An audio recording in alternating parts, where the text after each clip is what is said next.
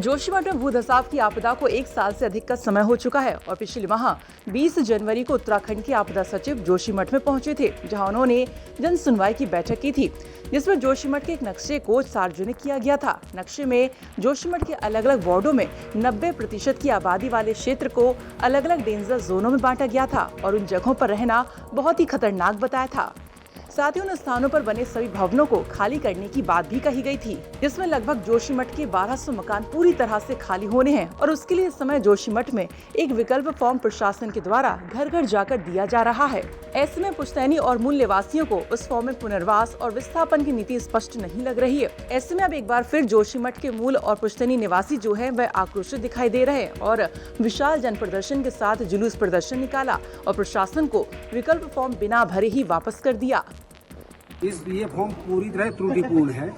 ये फॉर्म यहाँ की जनता की समझ में नहीं आ पा रहा है। मेरा जो है सरकार से निवेदन है कि किसी उच्च अधिकारी को यहाँ पे बुला करके इस फॉर्म का निस्तारण किया जाए, लोगों को समझाया जाए कि इस फॉर्म में क्या त्रुटि है क्या नहीं है।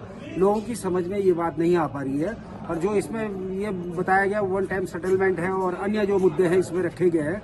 सबसे पहले तो हम लोग इससे सशंकित हैं कि हम लोग यहाँ से जाएंगे कहाँ। हमारे हक हुकूक, हमारी जमीनें, किसी की 100 नाली है, किसी की 50 नाली है, किसी की 10 नाली है, जिनकी इतनी जमीनें हैं वो लोग यहाँ छोड़ के कहाँ जाएंगे और फिर वापस वो आ पाएंगे या नहीं आ पाएंगे। उनकी अन्य भूमियों का क्या होगा। सरकार इसको पहले क्लियर तो करे। सरकार हमें कह रही मकान छोड़ दो, मकान का मुआवजा लो, चले जाए। हमारी उन जमीनों का क्या होगा, हमारे हक हुकूकों का क्या होगा। जहाँ हमारे जो है पनघट है, गोचर है, मरघट है, उन भूमियों का क्या होगा। सरकार ने इस मामले में कोई भी स्पष्टीकरण नहीं दिया है और हम सरकार से यही मांग कर रहे हैं। इसी के साथ आज इन फॉर्मों को हम वापस कर रहे हैं क्योंकि यह फॉर्म पूर्णतः त्रुटिपूर्ण है। अच्छा, आक्रोश सरकार से है या सिर्फ फॉर्म अस्पष्ट है इसलिए लोगों का आक्रोश है? आक्रोश सरकार से भी है और जो फॉर्म त्रुटिपूर्ण है उससे भी है। सरकार से इसलिए आक्रोश है क्योंकि सरकार ने नीतियां पूरी तरह से जो है स्पष्ट नहीं की हैं। सरकार स्पष्ट कह दे कि जोशीमठ का कौन सा क्षेत्र सेफ है, कौन सा क्षेत्र अनसेफ है, कौन से लोग यहाँ से विस्थापित होंगे, कौन से नहीं होंगे और जाएंगे तो कहाँ जाएंगे। सरकार को ये स्पष्ट करना चाहिए ना। सरकार अपनी नीति को स्पष्ट करे। सरकार अपनी नीति स्पष्ट नहीं कर रही है बल्कि यहाँ के लोगों को आपस में उलझा रही है, यहाँ के लोगों के बीच में जो है दरार पैदा कर रही है। ये सरकार का कारण निंदनीयपूर्ण है। आज जो सरकार ने एक 20 जनवरी को एक बैठक की और सबको बुलाया, उनमें 14 जोनों में उन्होंने कहा कि जोशीमठ के 1200 परिवार खाली, लेकिन उसके बाद एक फॉर्म पकड़ा दिया गया। हम 4 भाई हैं, 2 भाइयों को उसको सम्मिलित किया गया, 2 भाई उसी मकान पर रहते उनको सम्मिलित नहीं किया गया। और जिस प्रकार से उसमें एक सबसे पहले हो जानी चाहिए था कि मूल निवासी की उसकी सामाजिक और आर्थिक स्थिति क्या है, उस फॉर्म के अंदर इस प्रकार का कोई वर्णन नहीं है। यहाँ पहाड़ों में क्या होता है, लोग हम संता नामा जमीन करते हैं। जमीन मेरी है, मकान मैंने बनाया है, क्या किसे कर गए। और न तो सरकार ने पहले इस प्रकार की लोगों को किसी प्रकार के बताना चाहा कि भाई कैसे इस फॉर्म को भरा जाना चाहिए। ये कहीं न कहीं शासन प्रशासन की नाकामी है।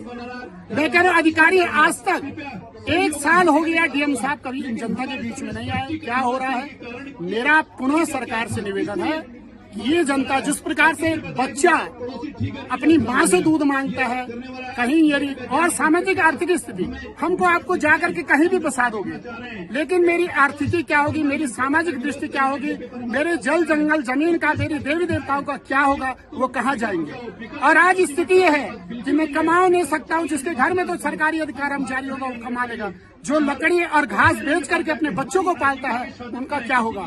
मेरे तो आंसू आ रहे हैं। मैं सोचते सोचते रात भर होता कि भगवान नरसिंह भगवान हमको यहाँ से बिल्कुल कहीं दूर ऐसी स्थिति में भेज देंगे, हम कहीं भूखा न मरना पड़े। मैं सरकार से पुनः निवेदन करता हूँ, मैं बार बार मुख्यमंत्री जी से निवेदन कर रहा हूँ कि इस जोशीमठ की विपदा, आप माननीय मोदी जी ने कहा था मैं जोशीमठ को खत्म नहीं होने दूंगा, ऐसा हमारे मन में है।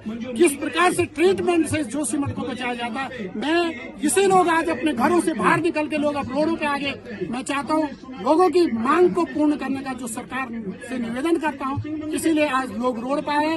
जो लोगों के पास फॉर्म सरकार ने उनको वापस करने का पूर्ण रूप से प्रशासन को वापस कर देंगे। भूदसाव के संदर्भ में जो एक सर्वेक्षण प्रारूप घर घर जाके तहसील प्रशासन के द्वारा दिया जा रहा है और उस सर्वेक्षण प्रारूप में बहुत सारी चीजें अभी जो नहीं लिखी गई है, उसके संदर्भ में भी जोशीमठ वासियों की एक अपनी मैं कहूंगा कि लोग आश्वस्त नहीं है उस फॉर्म से, क्योंकि उसमें बहुत सारी चीजें अभी लिखी हुई नहीं है। लोगों के रोजगार के संबंध में कोई बातें नहीं लिखी गई है, लोगों को किस तरह से अपने पुनर्वास को करना है, क्या स्कूल की व्यवस्था होगी, क्या हॉस्पिटल की व्यवस्था होगी, इस संदर्भ का कुछ भी उस फॉर्म में नहीं लिखा गया है। और उस फॉर्म को भरने के लिए तहसील प्रशासन द्वारा उस फॉर्म को मांगा जा रहा है। तो यही लोगों का विरोध है कि हम इस आधे अधूरे फॉर्म को अभी नहीं भरना चाहते हैं। और आज सभी जोशीमठ के मूल निवासी जितने भी लोग आज इस धरना प्रदर्शन में हैं, सभी लोग आज यहाँ पर आए हैं और अपने फॉर्मों को त्रुटिपूर्ण बताते हुए आज उस फॉर्म को तहसील प्रशासन को जमा करने वाले हैं। जी, जोशीमठ भू धसाव की जो आपदा प्रारंभ हुई थी जनवरी 2023 से प्रारंभ हुई थी और उसके पश्चात 108 दिनों के आंदोलन के बाद केवल पुनर्वास नीति के संदर्भ में केवल असुरक्षित भवनों का ही मुआवजा अभी तक तय हो पाया था। और अब जब 14 जोनों को सरकार के द्वारा एक रिपोर्ट साझा की गई है जिसमें बताया गया है कि 14 जोनों के तहत जितने भी घर हैं लगभग 1200 घरों को असुरक्षित घोषित किया है। और उन असुरक्षित घरों की क्या आगे की नीति होगी, उन लोगों की आगे किस तरह से बसावट की जाएगी, क्या जोशीमठ को पूरा खाली करवाने का विचार है। तो इसी संदर्भ में आज समस्त जोशीमठ मूल निवासियों के द्वारा अपने हक हकूक के लिए, क्योंकि भवन के मुआवजे और जमीन के मुआवजे के अतिरिक्त भी मूल निवासियों की बहुत सारी अपने हक हकूक है, जिनके लिए कि जोशीमठ के मूल निवासी आज सड़कों पर उतरे हैं और अपनी एक शांतिपूर्ण जुलूस के साथ आज अपनी मांगों को ज्ञापन के रूप में सरकार के सामने रखेंगे। और अगर इस पर विचार नहीं किया जाता है तो आगे आने वाले समय के लिए हम फिर से एक रणनीति बनाने के तहत अपने जोशीमठ के अस्तित्व को बचाने के लिए आगे की लड़ाई लड़ेंगे। और अभी भी हमारा सरकार से एक निवेदन है कि जोशीमठ के ट्रीटमेंट को जल्द से जल्द प्रारंभ किया जाए, जिससे कि इस जोशीमठ धार्मिक नगरी, आध्यात्मिक नगरी को बचाया जा सके। तो ट्रीटमेंट के और सबसे प्रथम पक्ष जो हमारा है वो ट्रीटमेंट की ओर है। और दूसरा पक्ष जो हम चाहते हैं कि जोशीमठ का मूल निवासी जोशीमठ को छोड़ के अन्य कहीं विस्थापित नहीं होगा, उसे यहीं नजदीकी क्षेत्र में कहीं विस्थापित किया जाए। तो हम फिर अपनी मांगों को जो सरकार के सामने आज रख रहे हैं और इस पर क्या प्रतिक्रिया आती है उसके बाद हम अगली रणनीति को तय करेंगे। आपको हम बता दें कि जोशीमठ के 1200 घरों को पूरी तरह से हटाया जाना है और जोशीमठ से सारा मलबा जोशीमठ से बाहर शिफ्ट करना है, क्योंकि प्रशासन और वैज्ञानिक रिपोर्ट्स के अनुसार जोशीमठ ओवरवेट हो चुका है। और ऐसे में अब प्रशासन जहां एक और पेमेंट की प्रक्रिया और जोशीमठ को खाली करने की प्रक्रिया पर जोर दे रही है, तो वहीं स्थानीय लोग प्रशासन द्वारा दिए गए विकल्प पत्र, जैसे कि उनकी जोशीमठ के ऊपरी क्षेत्र में सुरक्षित जमीन में मकान बनाने की बात हो या फिर उनकी शेष बची जमीनों का क्या होगा, इस तरह के विकल्प उस फॉर्म में दिखाई नहीं दे रहे हैं। और जोशीमठ के लोगों का ये भी कहना है कि फिलहाल जोशीमठ में किसी भी प्रकार का निर्माण कार्य नहीं हो सकता है। ऐसे में कैसे वह लोग अपने पुश्तैनी घर जमीन को छोड़कर यहाँ से बाहर नहीं जा सकते हैं। जोशीमठ में भू धसाव की आपदा के 1 साल बाद जब 20 जनवरी को आपदा सचिव जोशीमठ पहुंचे तो उसके बाद जोशीमठ के अधिकांश हिस्से को रेड जोन में तब्दील किया गया और पूरे इलाके को खाली करने की बात कही गई। अब जोशीमठ के अलग अलग वार्डों में प्रारूप फॉर्म दिए जा रहे हैं, जिसके आक्रोश में आज भारी संख्या में विशाल जुलूस प्रदर्शन यहाँ पे जो यहाँ के पुश्तैनी मूल निवासी हैं, जिनके पास बेहिसाब जमीनें यहाँ पे है, जिनकी पुश्तें जो यहाँ पे जमीनें जिनकी यहाँ पे पहले से है, वे लोग अभी आक्रोशित हैं, क्योंकि स्पष्टीकरण नहीं है। जो विस्थापन नीति है उसका स्पष्टीकरण अभी देखने को नहीं मिल रहा है। लोग कहीं न कहीं अभी आशंकित है कि इस फॉर्म को भर के क्या होगा, क्योंकि इस फॉर्म में कहीं भी ये नहीं है जो जोशीमठ का सुरक्षित इलाका है वहाँ मकान बनाए जा सकते हैं या नहीं।